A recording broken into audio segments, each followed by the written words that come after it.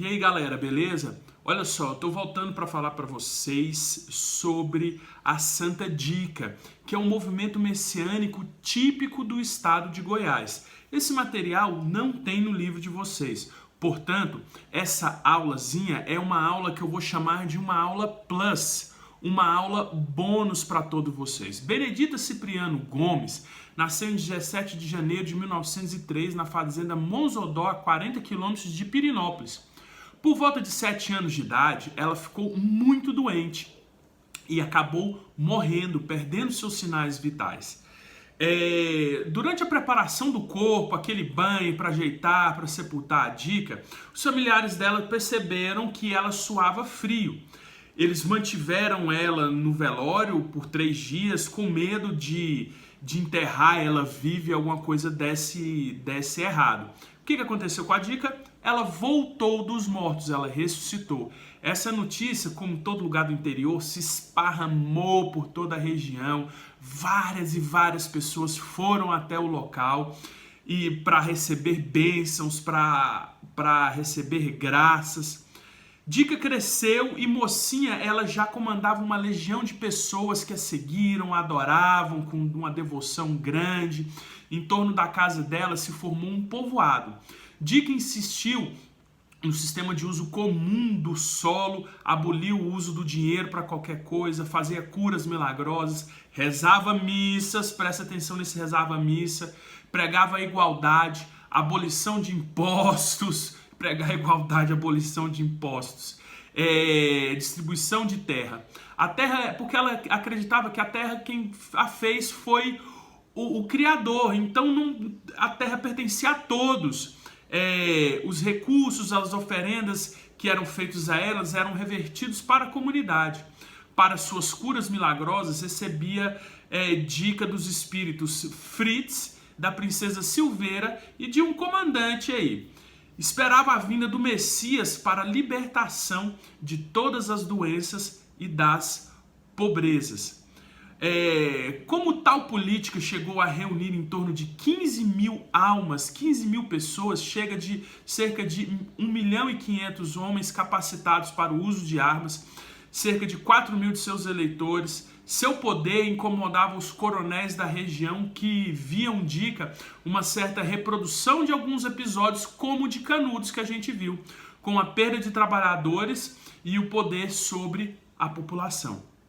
Porém, a fama da Dica, ela se espalha pelos sertões e vai atraindo cada vez mais e mais fiéis.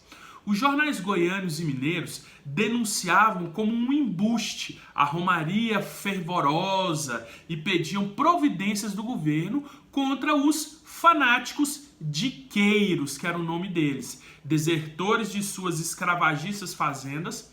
Até o clero suplicou em vão. Ela rezava a missa, lembra? O que era o Rio do Peixe foi redenominado de Rio Jordão. E Dica reforçou sua força popular e política editando um jornal manuscrito.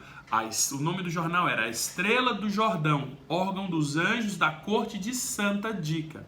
Os adoradores da Santa Dica, armados, juravam protegê-la contra qualquer tentativa de prisão. As autoridades de Pirinópolis, como a polícia municipal, se declaram impotentes contra os diqueiros. Restou ao governo estadual, em março de 1925, mandar um destacamento policial, sitiar o local, prender Dica. O mínimo seria suficiente para o massacre. Quando o tio de Dica atirou contra os policiais, choveram projéteis, choveu bala, choveu metralhadora sobre as palhoças e o sítio de Dica. Pela boca do povo, diziam que as balas iam de encontro à Dica, enrolavam em seus cabelos ou batiam em seu corpo e caíam pelo chão. Tanto que houve apenas 3 mortes. Dica ordenou a todos que atravessassem o Rio Jordão, que passa por detrás da sua casa, para fugir do massacre. Dica foi resgatar um de seus fiéis, puxados pelo rio, pelos seus cabelos, e acabou sendo presa.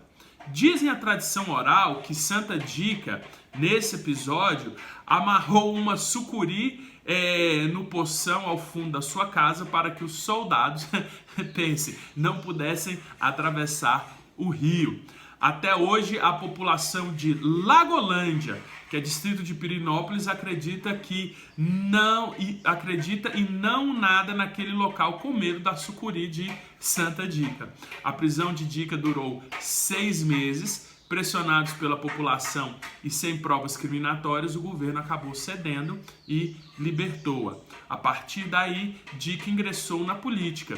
Seus seguidores votaram em quem ela mandasse e formou-se um exército. E foi patenteada com uma insígnia de cabo do Exército Brasileiro. Comandava tropas de 400 homens que ficavam sendo conhecidos como os pés de palha e pés sem palha, motivo pelo qual, sendo tropa integrada por analfabetos, confundiam a esquerda com a direita.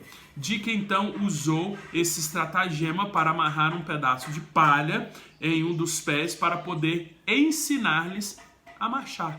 Tá? Em 1928, ela se casa com o jornalista carioca Mário Mendes, que foi eleito prefeito de Pirenópolis, e em 1934 eles tiveram 5 filhos, adotaram mais 2, e o exército dos pés de palha e pés sem palhas participou da Revolução Constitucionalista de 1932, indo guerrear com cerca de 150 homens em São Paulo, de onde voltou sem nenhuma baixa, e o resultado foi atribuído aos milagres da santa. Episódio famoso foi quando o seu exército precisava passar pela ponte de Jaraguá, em São Paulo. A ponte estava minada e Dica mandou que seus soldados atravessassem de olhos vendados. Fato concluído, sem nenhuma detonação de nenhuma bomba. E assim foi que tropas de todas, foi com as tropas, todos que estavam vendados, um a um, atravessaram a ponte após passar o último soldado.